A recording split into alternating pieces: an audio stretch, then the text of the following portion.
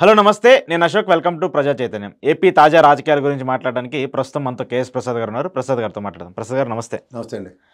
AB Venkateswararao గారు మాజీ police శాఖకు సంబంధించి అంటే ఒక అధికారి నిన్న ఆయన కొన్ని కీలక వ్యాఖ్యలు చేశారు. గతంలో ఉన్నటువంటి ప్రభుత్వానికి సంబంధించి ఒక మాజీ ముఖ్యమంత్రికి సంబంధించి అంటే ఒక ప్రజాబద్ధంగా ఉన్నటువంటి వ్యక్తి ఆయన మాట్లాడేటువంటి మాటలు ఎలా చూడాలి, దానికి మించి ఒక సామాజిక వర్గాన్నో లేదంటే ఒక కులాన్ని ఆరోపించి ప్రేరేపించి వాళ్ళు ఆయన చేసినటువంటి వ్యాఖ్యలను ఎలా చూడాలి?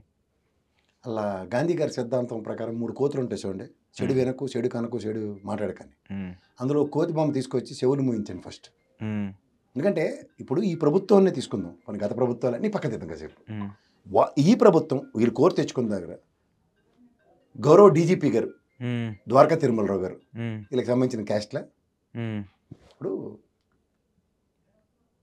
గత ప్రభుత్వంలో 23 మంది ఎమ్మెల్యేల విషయంలో ఒక అపవాదు మోసిన ఏబీ వెంకటేశ్వరరావు. అవును. సిట్ 1 రిపోర్ట్ ప్రజలకు బహిర్గతం చేయని ఏబీ వెంకటేశ్వరరావు. కారణాలు ఏమైనా అవనివ్వండి, ఇది ఆయన మీద ఉన్న పైపచ్చు నాని కేసినేని నానిలాంటి ఒక సెఫాలజిస్ట్లా పనిచేసినాడు. నేను కూడా చాలాసార్లు మాట్లాడాను. అంటే ఎవరి పని వాళ్ళు చేయవలసిన దగ్గర పని చేయకుండా ఉన్న దగ్గర వీళ్ళందరూ reporting respect to chief ministers కదా. ఆ టైంలో కూడా ఏమో రాజశేఖర రెడ్డి గారి దగ్గర నుంచి మొదలెట్టాడు వైలును ఆయన. సో ఓవరాల్గా ఆయన 30 years టెన్యూర్లో 15 సంవత్సరాల గురించి అతిరథ మహారథుల్లో చెప్పారు. కష్టం అంటే నేషనల్ సర్వీసెస్కి వెళ్ళిపోమనండి. ఎవరు కాదు, కేంద్ర ప్రభుత్వ సర్వీసెస్కి వెళ్ళొచ్చు కదా. డెహ్రాడూన్లో సర్వీస్ బ్యాచే కదా వీళ్ళంతా.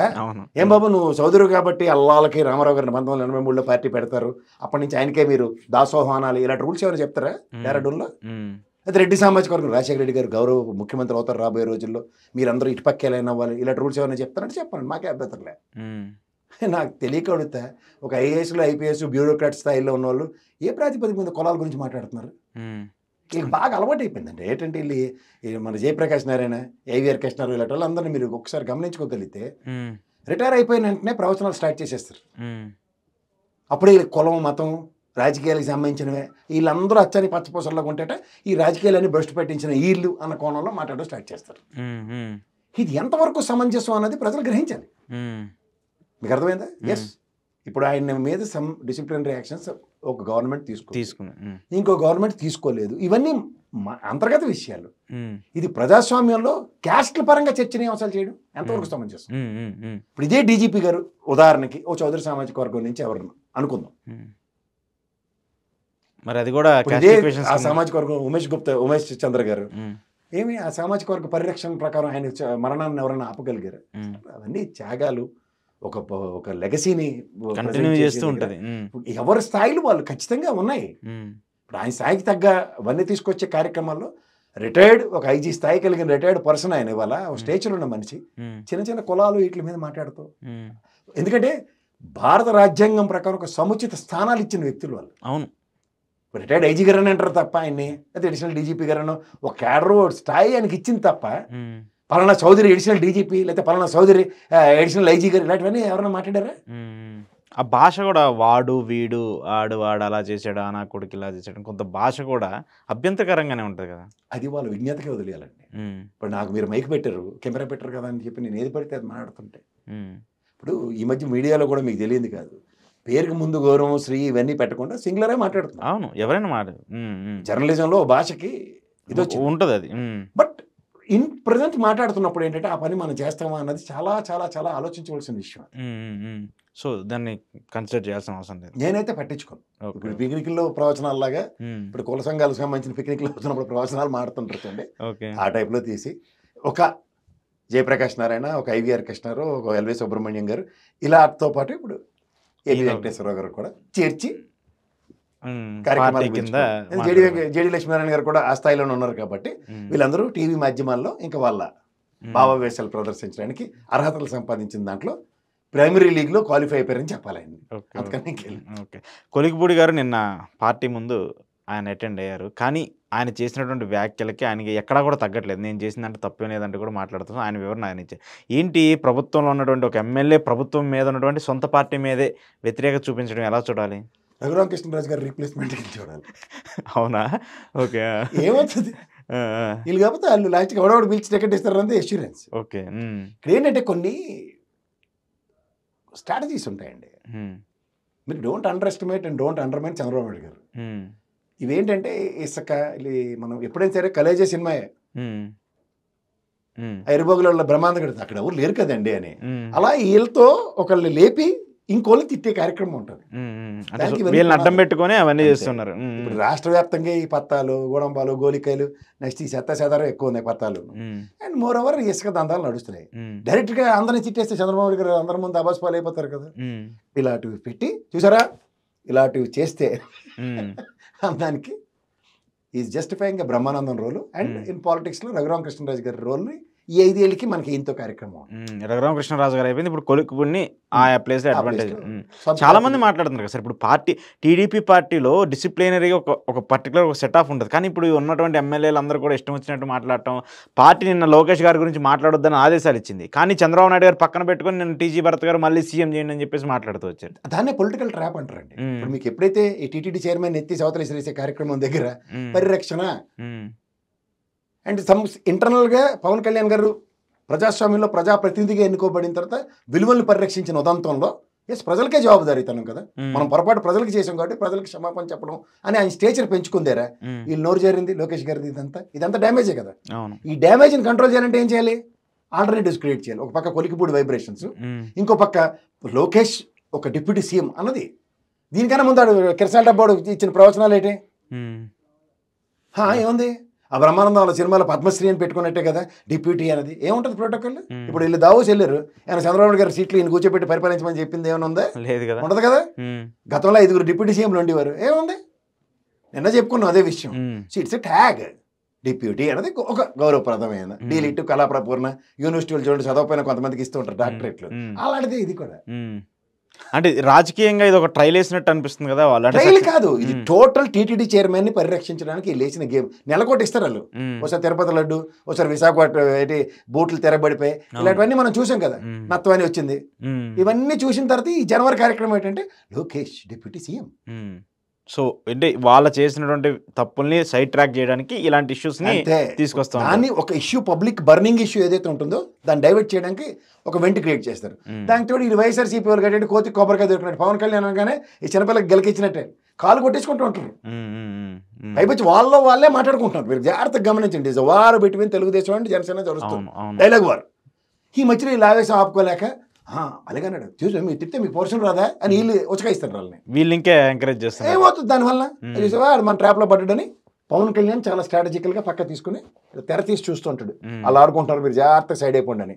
ఈ మధ్యలో లేని బురదను ఎత్తుకెత్తుకుని వైఎస్ఆర్సీపీ వాళ్ళు తెగరెచ్చిపోతారు.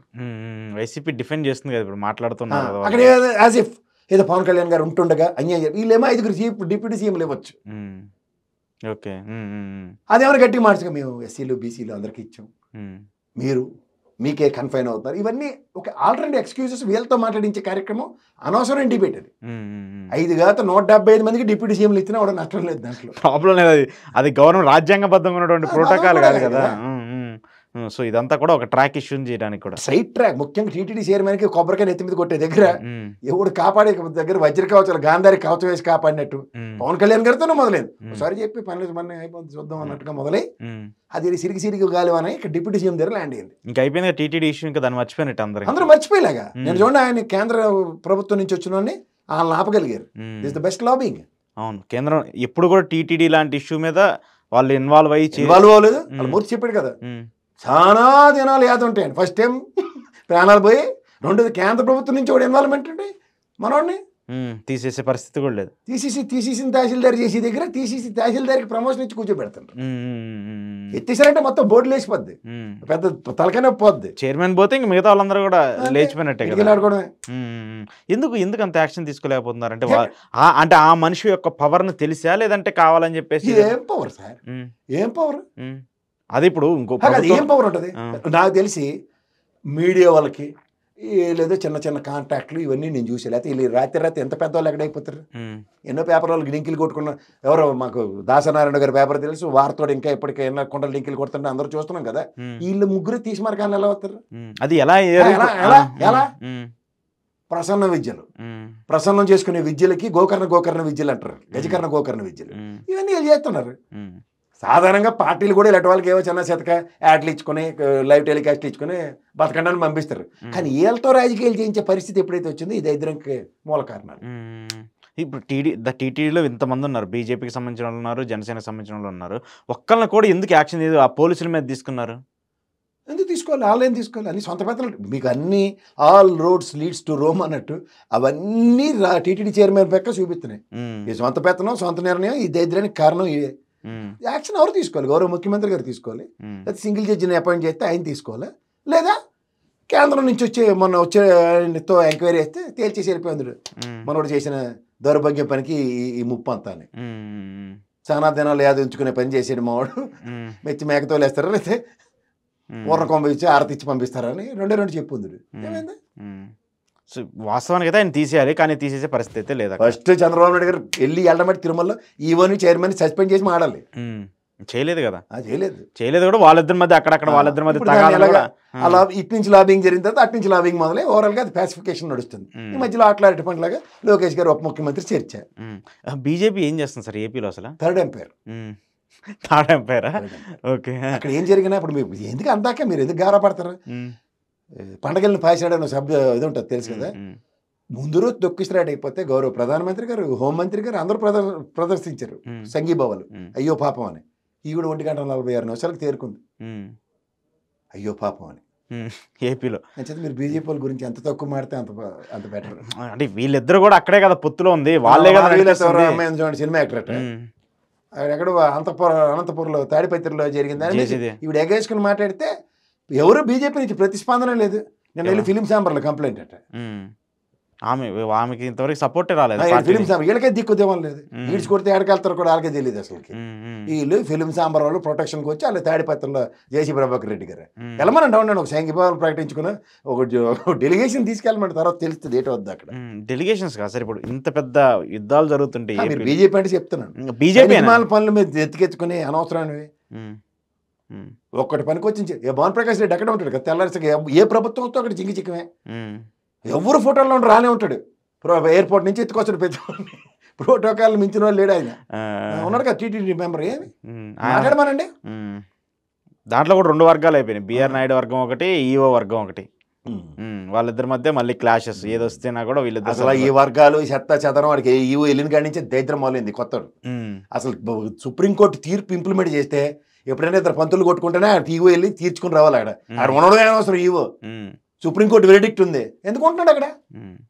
What wise connected? నెయ్య, ఆవులు, గేదెలు ఇవన్నీ ఆయనకి ఎందుకు? అసలు నాకు సంబంధం లేని విషయాలు అవన్నీ. పాలక మండలిని అపాయింట్ చేశారు, వాళ్ళు చూసుకుంటారు. ప్రతిదానికి దాని ఫంక్షనింగ్స్కి ప్రతి అథారిటీస్ అక్కడ ఉన్నారు. ఈ మధ్యలో తీరు కూర్చొని తారలాడిందని వెళ్ళి ఇంక ఇదే పనులు అక్కడ. ఓకే. సో ఏంటి ఈ కేసులకు సంబంధించి చంద్రబాబు నాయుడు గారిదేమో ఒకటి కాంట్రాక్ట్ చేసుకున్నారు, రఘురామకృష్ణరాజు జగన్కి సంబంధించి ఒక కాంట్రాక్ట్ చేస్తున్నారు. ఇప్పుడు కొత్తగా ఏంటంటే ఇప్పుడు తిట్టింది కదా అని చెప్పేసి మళ్ళీ చంద్రబాబు నాయుడు గారి మళ్ళీ సిబిఐకి ఇవ్వాలని చెప్పేసి వైసీపీ వాళ్ళు మళ్ళీ నెగేసుకుంటూ వెళ్తున్నారు. ఏం చెప్తారు దానికి? అది సాధ్యమే కదా సార్. ఎందుకంటే ఈ సిఐడి డిపార్ట్మెంట్ ఏదైతే చేసిందో, ఏసీబీ ఏదైతే చేసిందో దాన్ని ఇక్కడ రాష్ట్ర ప్రభుత్వ కబంధ హస్తాలు ఉంది కాబట్టి దాన్ని సప్రెస్ చేస్తున్నప్పుడు, ఈడీ కేసెస్ ఆర్ యాక్టివ్గా ఉన్నప్పుడు సిబిఐకి ఇవ్వడంలో తప్పే ఉంది. మీరు చాలా గట్టిగా మాట్లాడుతూ అప్పుడు చంద్రబాబు నాయుడు గారు అరెస్ట్ అయినప్పుడు ఇది వ్యాలిడిటీ కాదు, ఆయనకి ఓన్లీ హెల్త్ డిజార్డర్స్ మాదే బెయిల్ వచ్చింది, అది ఖచ్చితంగా దాన్ని డిఫెండ్ చేయొచ్చు, మళ్ళీ కూడా కౌంటర్ చేయొచ్చు అని చెప్పేసి మాట్లాడుతూ వచ్చారు. అంతే కదా. అప్పుడు ఇచ్చిన బెయిల్ కూడా ఇదే. మన లోత్రా వెళ్ళి చంద్రచూడ్ గారిని అడిగితే you want this case to be considered on merits or on mercy. Mercy గ్రౌండ్స్లో ఆయనకి బెయిల్ వచ్చింది. అది వాళ్ళ తెంగరతనం కాకపోతే 4వ రోజు బెయిల్ వస్తుంది ఆయనకి. ఆయన హెల్త్ గ్రౌండ్స్ ఆయన మాట్లాడారా? అప్పుడు చెప్పాను అది. ఇప్పటికీ దానికి నేను కట్టుబడి ఉన్నా. కానీ ఎందుకు ఇప్పుడు సిఐడి నుంచి రాష్ట్ర ప్రభుత్వ పరిధిలో ఉన్నది, దాన్ని ఏం చేయలేరు. ఈ 5 ఏళ్ల పాటు దాని కనీసం ఒక అడుగు కూడా ముందుకెళ్ళలేదు. ఇప్పుడు మరి ఎంత నిజాయితీగా ఉండి చంద్రబాబు నాయుడు గారు ఏ తప్పు చెప్పితే దాన్ని సిబిఐ ఎక్కువ లేదంటే సెంట్రల్ గవర్నమెంట్కి ఇవ్వచ్చు సార్. ఆ కేసు సంగతి మళ్ళీ ఒకసారి ప్రజలకు జ్ఞాపకం చేయాలంటే, ఒక ఫైనాన్షియల్ డీవియేషన్ రాష్ట్ర ట్రెజరీ నుంచి ఎట్లా జరిగింది అంటే, బోర్డు అంటే స్కిల్ డెవలప్మెంట్ బోర్డు కాన్స్టిట్యూట్ కానప్పుడు జరిగింది. అది టోటల్ అమౌంట్ రెస్పాన్సిబిలిటీ చంద్రబాబు గారి డైరెక్షన్లోనే ఇదైంది. జస్ట్ లైక్ కేటీఆర్ ఈ ఫామ్లో ఆయన పెర్మిషన్తో ఉన్నట్టు. ద సేమ్ సినారియోలో దాంట్లోంచి ఒక అవుట్కమ్ ఎట్లా డెరైవ్ అయిందంటే, ఫైనాన్షియల్ డీవియేషన్స్ ఎవడైతే డిజిటెక్ కూడా ఉన్నాడో వాడు చేసిన పనికిమాలిన పనులు గౌరవ ED enforcement and GST council of Pune వీళ్ళు ఎస్టాబ్లిష్ చేశారు. ఓకే. సో ఇదేమైందంటే మన పోలీస్ సామర్థ్యానికి దీని పూర్వపరాలని నిస్తీకరించడానికి గౌరవ ప్రభుత్వం ఆ రోజు తీసుకున్న నిర్ణయంలో ఎఫిషియన్సీ ఆఫ్ అవర్ సిఐడి సిబిఐకి బదులు ప్యారల్గా వర్క్ చేశారు. Okay. Outcome it has led Chandrababu గారి అరెస్ట్ దాకా లీడ్ అయింది. ఓకే. తదనంతర పరిణామాల్లో ప్రభుత్వం మార్పుతో పోలీస్ పవర్స్ తగ్గిపోయాయి అంటే వాళ్ళకి ఫంక్షనింగ్ అథారిటీస్ లేకుండా చేసి ఇప్పుడు ఆ కేసుని నీరుగార్చే కార్యక్రమంకి తెరలేపినప్పుడు ఆబ్వియస్గా ED and GST council cases ఇంకా స్ట్రెంథన్ గాను అలాగే ఉన్నప్పుడు వాళ్ళకి రెస్పెక్ట్ స్టేట్ నుంచి సపోర్ట్ రానప్పుడు ఆబ్వియస్గా సిబిఐకి అడగడం జస్టిఫైడ్ యాక్ట్. తప్పులేదు దాంట్లో, అది ఖచ్చితంగా వ్యాలిడిటీ ఉన్నది కదా. కానీ చూడండి ఏసీబీ వర్క్ చేస్తుంది ఇక్కడ ఫార్ములా 1 రేస్ కేసులో, ఈడీ ప్యారల్గా వర్క్ చేస్తుంది. బట్ అక్కడ ఆంధ్రప్రదేశ్లో ఈడీ ప్యారల్గా వర్క్ చేయలేదు ఆ రోజు కూడా. అప్పుడు beating around the bush with Digitek only, Digitek ఆస్తులు చెప్తూ వీటితోనే. బట్ డిజిటెక్కి ఫైనాన్షియల్ రిసోర్సెస్ ఎక్కడి నుంచి వచ్చాయని దగ్గర తెలుగుదేశం అకౌంట్స్ వెరిఫై చేయబడ్డాయి గౌరవ న్యాయస్థానం పరంగా, ఐటీ రిటర్న్స్ రీవాల్యుయేట్ చేయబడ్డాయి చంద్రబాబు గారివి. ఈ రెండు జరిగాయి కదా అప్పుడు, అవే మాట్లాడుతున్నాం మనం. ఓకే. ఓకే. సో తద్వారా ఇప్పటికీ దానికి కేసుకు సంబంధించి శాంటిటీ ఉంది చేయాలనుకుంటుంది. కానీ ఇప్పుడైతే సిఐడి చేసే పరిస్థితి అయితే లేదు. గౌరవ ఏపీ స్టేట్ పోలీస్ పర్వ్యూలో ఇప్పుడు లేదు. అదే లేదు. They need to report again to the territory of chief minister. Chief minister టెరిటరీలో ఉన్నప్పుడు అంత ఈజీగా డెసిషన్ మేకింగ్స్ ఉండవు. డెసిషన్ చీఫ్ మినిస్టర్ మీద కదా కేసు. అంచేత అది ఒక పాబంధకం వాళ్ళకి. సో డెఫినెట్గా వాళ్ళు నెక్స్ట్ లెవెల్కి ఎక్స్క్లేషన్స్ అంటే ఇది న్యాయస్థాన పరిధిలో ఉన్నాయి కాబట్టి దీన్ని రివోక్ చేసే కార్యక్రమంలో మళ్ళీ సిబిఐఏ సిఐడి వెళ్ళలేదు. దాని బదులు ఈడీ కనుక ప్రొయాక్టివ్గా వెళ్ళినప్పుడు వాళ్ళకి డెఫినెట్గా పోలీస్ ఫోర్స్ కావాలి కదా. స్టేట్ పర్వ్యూలో ఎప్పుడైతే ఉండదో అది సిబిఐకి ఇవ్వడానికి కూడా ఛాన్స్ ఆర్ వెరీ బ్రైట్. ఎందుకు పూణే జిఎస్టీ ఎస్టాబ్లిష్ చేసింది. డిజిటెక్ malpractices taken place in various pockets. So దీంట్లో గ్యారంటీగా రెస్పెక్టివ్ స్టేట్స్ ఇన్వాల్వ్మెంట్ ఉన్నాయి కాబట్టి ఇంటర్ స్టేట్ కేసు కింద దాన్ని సిబిఐకి ఇవ్వడం తప్పలేదు. సో అయితే ఖచ్చితంగా దీనికి శాంటిటీ ఉంటుంది. సో కంక్లూడ్ చేస్తే ఒక పాయింట్, మళ్ళీ పవన్ కళ్యాణ్ గారు చంద్రబాబు నాయుడు గారు రీసెంట్గా మోదీ గారు విశాఖ వచ్చినప్పుడు మళ్ళీ ఢిల్లీలో అగ్రపీఠం మళ్ళీ సాధించబోతుందని చెప్పి మళ్ళీ వాళ్ళు ప్రచారానికి వెళ్ళాలని చెప్పేసి ఒక మేనిఫెస్టో బీజేపీ దాంట్లో ఇచ్చింది.